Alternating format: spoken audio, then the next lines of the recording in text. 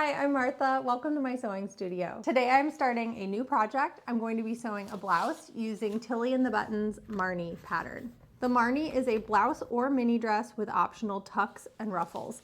I'm going to use the tucks, but I'm going to leave off the ruffles this time. This pattern calls for lightweight woven fabric which presses well, and I'm going to be using cotton lawn. The top has a little bit more body, and I think the lawn is going to be perfect for it. And also, as you wash and wear cotton lawn, it gets a lot softer and drapier, but it retains its crispness at the same time. It's a great fabric for any garment like this, such as a blouse or a dress with a lot of little details. I've never made a Tilly and the Buttons pattern before. I was sent this one as a gift maybe 3 or 4 years ago. The pattern looks really nice. They also included a sweet little note and a label that I can add to a garment. I always love that. It's such a sweet touch. So this comes with a booklet and the instructions are quite comprehensive. I think this would be good if you were learning new techniques. This looks to me like one that would very clearly teach you the skills. I'm gonna add to that though that I've made a lot of garments with tucks from Big 4 patterns, vintage ones, and out of print ones, so like more from the 90s or early 2000s. I also think that those teach this skill well, but people tend to dismiss those patterns as having bad instructions, and I'm a Big 4 stan, so I'm never gonna disparage them like that. Anyway, the Marnie pattern comes with a really lovely booklet. Like I said, everything is photographed instead of illustrated, and it's very, very clear. I do like that she used a printed fabric where the face and the back of the fabric is very easy to tell apart, so you can always see which side of the garment she's working on. The pattern is printed on a paper that's like a little bit heavier than your standard printer paper. I know some people love that. I prefer tissue, so I've gone ahead and traced off this pattern. Tilly and the Buttons has their own size chart. So looking through the measurements and everything, I fall into size 4, but I'm gonna make size 5. I would rather have this blouse be a little bit big and I can take it in than have it too small. I tend to do that when I'm trying a new pattern brand, and no, I'm not gonna make a muslin. Okay. So let's take a look at those pattern pieces, and then we're just gonna dive right in. I actually think this is gonna come together pretty quickly. The tucks will take a little bit of time, but other than that, this is a pretty straightforward blouse pattern. And one of the reasons I love making a blouse is that it's all the details and exciting techniques that you might get out of a fancy dress, but you just make the bodice and then you're done. It's quick, and then you can wear it with jeans. Okay, let's go. Like I said, I traced off my pattern. This way I can use tissue, which I prefer. And I also just have my one size on here.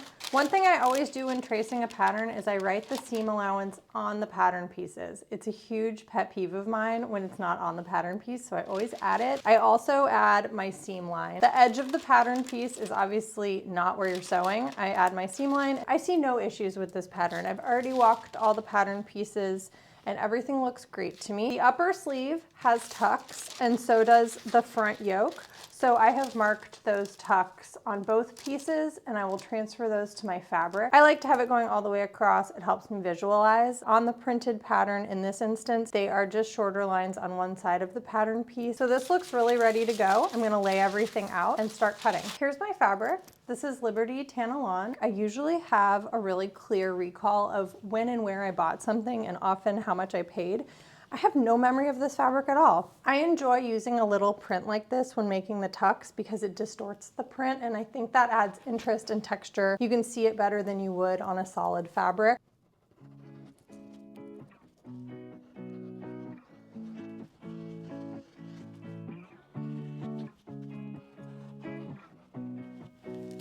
I have all of my pattern pieces cut out here. I'm gonna mark some of the notches, but I might skip a few. There are many notches on this pattern, and I think that is wonderful. I think that will give a lot of people security when they're sewing it. What I'm going to mark very carefully are my tucks. There will be tucks on the upper sleeve here, as well as on the yoke.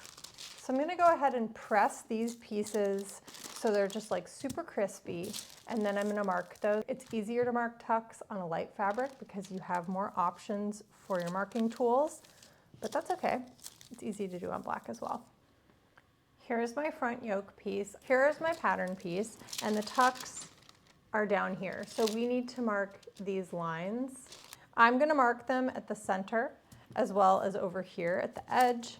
and then I'm gonna flip the pattern piece and do it on the other side. Once I have those dots, I can connect them with straight lines. So it'll go pretty quickly once I get those dots down.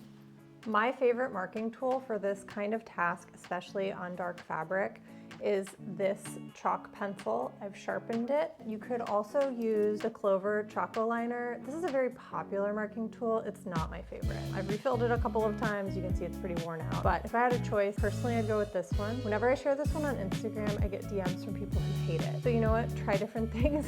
We might have different preferences.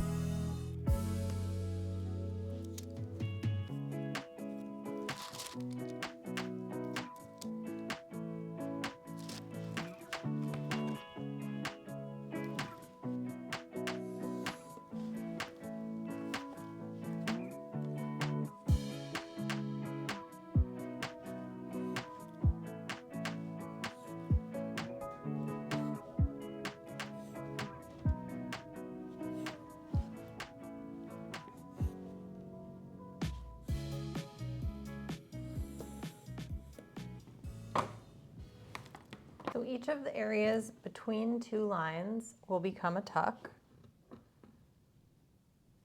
The way I like to do this is to fold one, press it, sew it. Fold the next one, press it, sew it. It sounds a little slower. Some people will go through and sew all of them at once and then press at the end. I find I am much more accurate if I do them one at a time with pressing in between. So you're really just gonna pinch those together. If you're nervous that you're not collecting the correct amount of fabric in between, grab a pin and put it through and make sure it's coming out also in the line. Much like when you're marking a dart with a pin. I don't actually need these pins now, but I'm gonna finger press this. Then I'm gonna take this to the sewing machine and I'm gonna sew right on that line. All right, I'm gonna get myself set up here. At some point, past me wound a ton of bobbins in black thread and white thread, which I so appreciate. Since I'm starting a new project, I'm gonna oil my machine, and I already put in a fresh Microtex needle. When you're working with Liberty Lawn or any fine fabric, use a Microtex needle. If your needle is too thick for your fabric, if it's a poor match, you're punching holes in your fabric. And with a Microtex needle, it's a very fine needle. It's just gonna glide right through there. I sew on the Bernina 735. I am a Bernina ambassador, and this machine is like the love of my life. It uses a 7 series bobbin. It's a really big bobbin. This bobbin holds this much thread. I'm serious, that's like so awesome. So your bobbin doesn't run out very often, and if your bobbin is running low, the machine alerts you. It's a wonderful thing. Machine has been cleaned and oiled. All right, she's ready to go.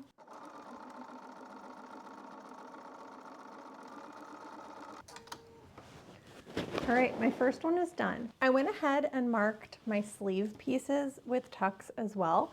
I want to make the sleeves and the yoke at the same time assembly line style, so I'm gonna like sew one tuck on each piece and then sort of finger press and then sew the next tuck. It'll just make things go much faster. I really like to be as efficient as possible when I'm sewing anything, and it's the best way to do this. It will also ensure that the way that I sew these is consistent. If you did like all one sleeve and then you said, I'll do the second sleeve tomorrow, but you come back 3 days later and you just do something a little bit different, like some setting on your machine or how you've used a really sharp marking tool and then a dull one, something's gonna happen and they'll be just a tiny bit inconsistent and it'll annoy you later. Or maybe not, it would annoy me. Sometimes I can overlook stuff like that though. Finger pressing. Here we go. And then just like with quilting, when you're chaining things together, I'm gonna go ahead and chain these. It saves you thread, but it's also an efficiency thing. Once you get going, you don't need to stop and start every single time. You can use a lock stitch, or I will be back stitching at the beginning and end of each piece, and then you cut them apart later. I'm halfway through those. I'm gonna bring the camera around here so you can see the needle and see exactly what I'm doing, but I will be done with these pretty quickly. And we will move on to the next step with these tucks.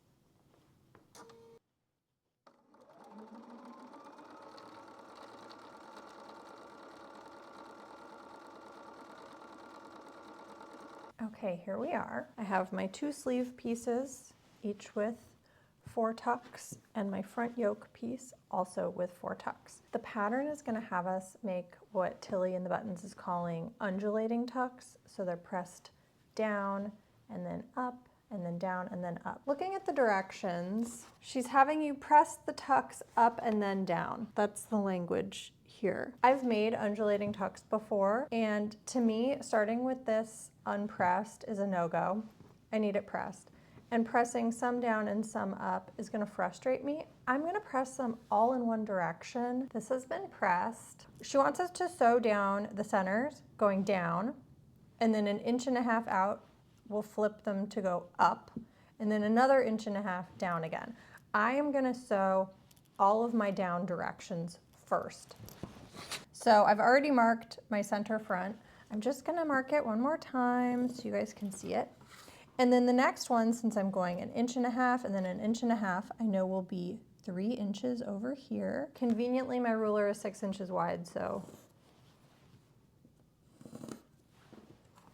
Okay, well, I'll go ahead and mark everything.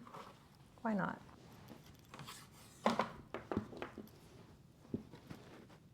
Okay, I'm gonna go ahead and sew the center one and these two.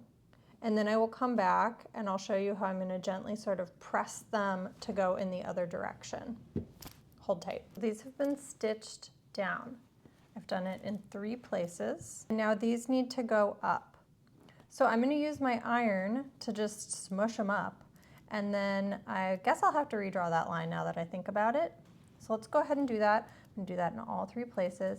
I've used the nose of my iron to nudge everything into this upward position, and I will be putting it through the sewing machine this way. So let me go ahead and mark those lines just one last time for accuracy's sake. And then when I've completed these, I'm gonna blast this with steam, both to relax all of my threads, but also to relax these tucks because they've really been manipulated and they get a little bit smushed. They don't look their best. But that's okay, that's just part of the process. And once they've been steamed, I think they're gonna sort of puff up and look nice and beautiful. How fun is that? Everything is stitched down. It's so dimensional. I love how it manipulates the print. All right, I hit her with steam. She's looking her best. If you wanna remove chalk marks, use a scrap of the same kind of fabric. These are just gonna fade. Probably by the time I'm done constructing the garment, these will have worn off. They will come off in the wash. But do be sure to use chalk, not a marking tool that has wax in it. That's not going to come out. It's designed to stay in the fabric, so just be careful. All right, I'm gonna go ahead and do this for the sleeves, and I will show you some of my work as I go.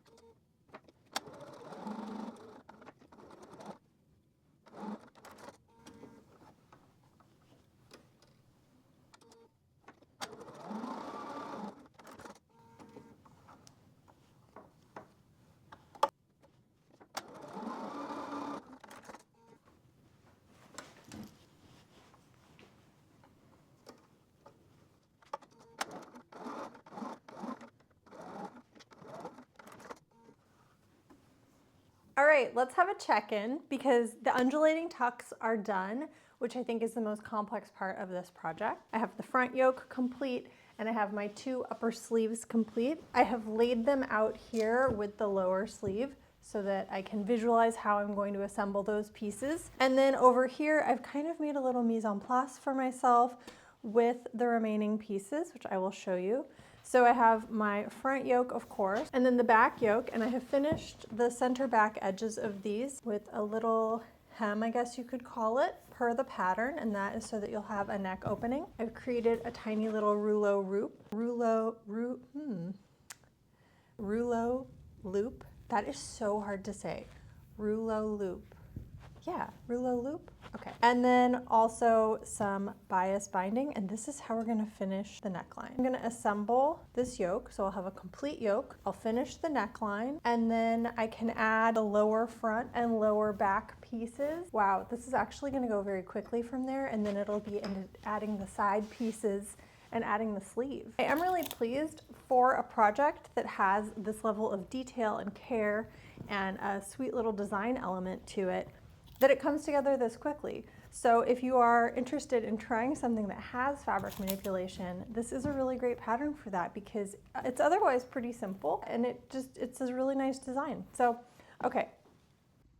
Let's quickly talk about seam finishing. I'm going to use my serger to finish my seam allowances. Here we are at my serger. I'm going to be using a 3-thread narrow seam as my overlock stitch. So I've already made my seams, I've attached everything, and this is just going to be finishing of my seam allowances here. All right, I'm going to press these seams and then I'm gonna go ahead and do the bias binding at the neckline, and I'm gonna add that rouleau loop, which will be the button loop. I also need to pick a button. I think I'm just gonna use something really plain here. It doesn't need to be too crazy, though I do have a large button collection. I'm gonna breeze through those next few steps and just carry on with construction. I'll show you what I'm doing, but I'm not gonna go too in depth on any of these techniques as they're pretty straightforward. That being said, if there's something you'd like to see demonstrated in greater detail, leave me a comment and let me know.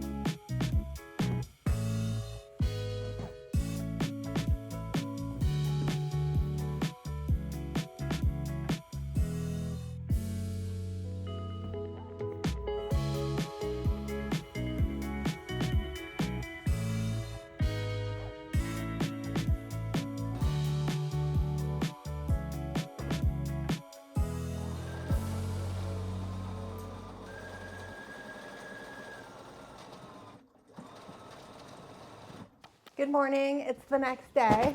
Yesterday, before I shut down my studio for the evening, I assembled the garment to this point. So I have the yoke, and then I added the side front and side back seams, but I left the side seams open. As you can see, the garment is billowing. And so I got a little concerned, like, is this gonna be too big? Which it could be because I cut size 5 when my measurements put me into size 4.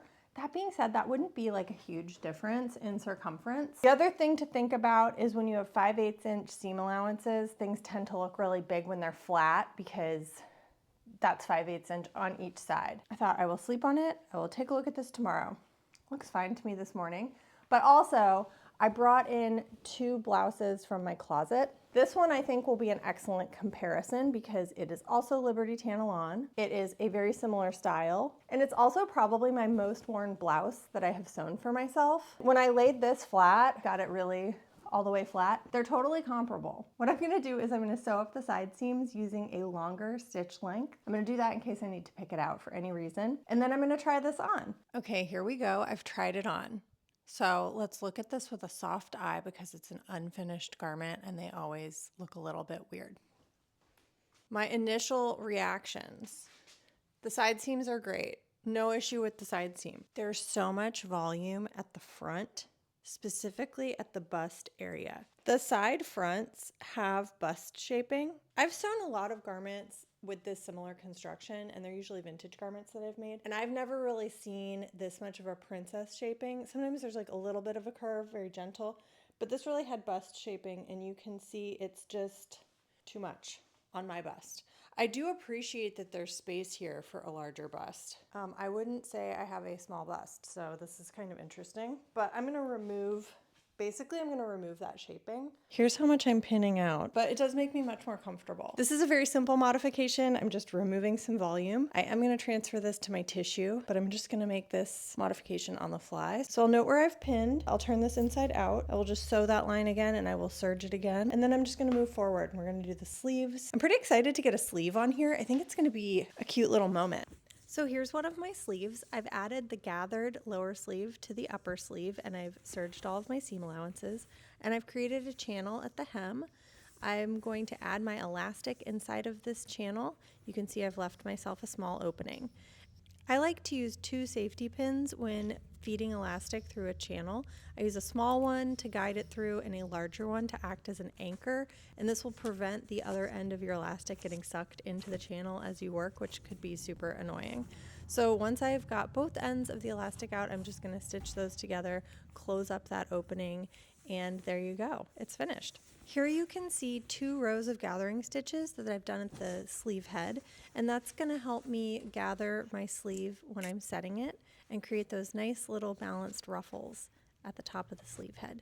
So I'm just setting my sleeve with a lot of pins and then gathering those threads, and then I'm just going to add 1 line of stitching. And the seam allowances here feel like a lot, so when I serge this to finish it, I will trim those down quite a bit.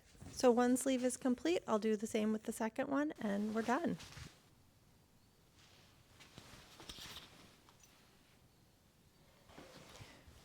I finished my blouse, and what you can't see is that off camera I knocked over a cart containing so many sewing supplies and spools of threads and pencils and like little bits and bobs, and it's really a nightmare over there. Gotta regain my composure. Okay, but I did finish the blouse and I love it. I think it came out as a very wearable, lovely garment. The pattern is well drafted, easy to follow. Like I've said a couple of times through this video, it contains really clear instructions and good drafting for fabric manipulation. So I think if you're new to fabric manipulation, or if you're not and you just want to try this technique or do this technique again, it's a great pattern for it. A lot of times when I'm making something, I riff as I go, and I really tried to adhere to the pattern as much as possible here. As you know, I did make an adjustment through the bust. You may or may not have that issue. So don't base your modifications on my result. Go ahead and look at the pattern, how it corresponds to your body, how you want it to fit, and all of that before making any changes. The only other change that I did was I shortened the front hem about 3 inches and added a gentle curve. The back is the length as drafted. I do that to a lot of my blouses that are sort of boxier like this. I'm probably never going to wear this untucked. I'm always going to do a French tuck. I'm an elder millennial. It's my preference. When things are tucked in the back and then they blouse on, it ruins my day. And removing a little bit of length means I'm not like tucking a ton of fabric into my pants. Honestly, I have nothing but positive things to say. Again, it's the Tilly and the Buttons Marnie Blouse. I definitely recommend it. Please, if you give it a try, let me know. Tag me on Instagram or something like that. I would love to see your version. I'd love to hear what you think of the undulating tucks and the process of sewing this garment. And I think I'm going to leave it there. As you probably know, I'm new to YouTube, so if you could like this video and subscribe to my channel, it would mean a lot to me. It would really help. I'm going to link my Instagram and my blog in the description box below. And please leave a comment if there's something that you'd like to see me do, any kind of videos or tutorials, anything like that. I'll see you guys soon. Bye.